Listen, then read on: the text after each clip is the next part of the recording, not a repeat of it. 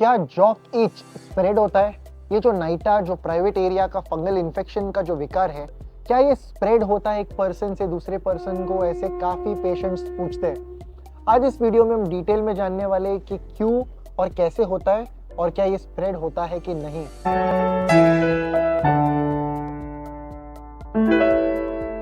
The answer is yes. Fungal infection एक ऐसे त्वचा विकार है जो एक से दूसरे को और एक बॉडी पार्ट से दूसरे बॉडी पार्ट को स्प्रेड होता है। नाइटा या गचकरण फंगल इन्फेक्शन ऐसा इसे कहते हैं और शास्त्र में इसे दद्रु नाम से इसका स्पष्टीकरण दिया है और विस्तार में इसके बारे में बताया है कि दद्रु ये त्वचा विकार कफपित्तज है।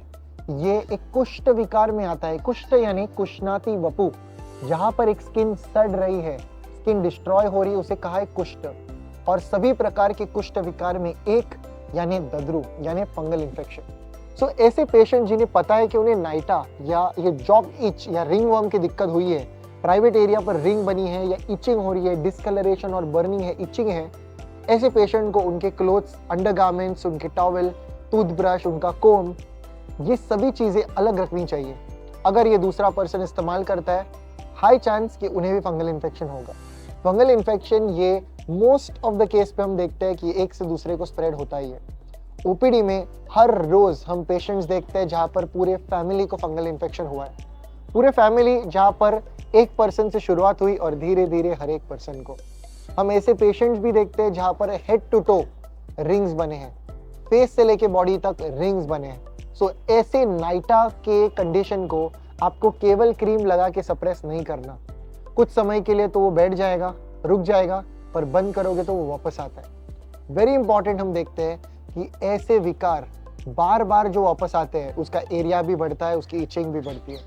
शास्त्र में इसका कारण क्या है? कफपित्त, और इसका रूट बताया है जंत यानी कृमि, जो इंटेस्टाइनल वर्म्स होते हैं। जब तक जंत बाहर नहीं जाते, कफ और पित्त शरीर का कम नहीं होता, मन पर काम नहीं होता, मनोवा स्त्रोतस के रजोगुण पर काम नहीं होता, इन तीन चीजों पर जब तक काम नहीं होता, हम देखते हैं फंगल इन्फेक्शन एक ऐसा त्वचा विकार जो रिलैप्स और रिअकर इमीडिएटली करता है।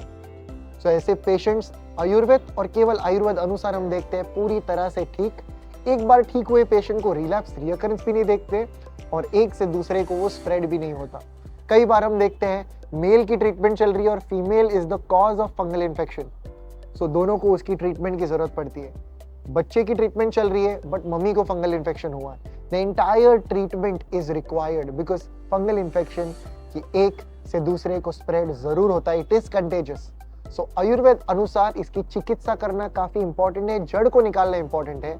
अगर सभी प्रकार के एंटीफंगल हुए हैं, इट्राकोनाजोल से लेके फ्लूकोनाजोल ट्वाइस अ वीक से लेके लूलिकोनाजोल की क्रीम, ऐसे सभी विकारों की जड़ आयुर्वेद अनुसार निकालना इंपॉर्टेंट है।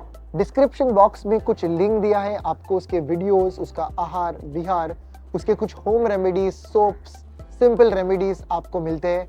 फॉलो दैट वीडियो और आपको डेफिनेटली आपके स्किन इन्फेक्शन में, आपके त्वचा विकार में आराम मिलेगा। कोई डाउट्स, क्वेश्चंस कमेंट सेक्शन में जरूर पूछिए। आज का video, until next time from Jovis and the team, look impressive, be progressive.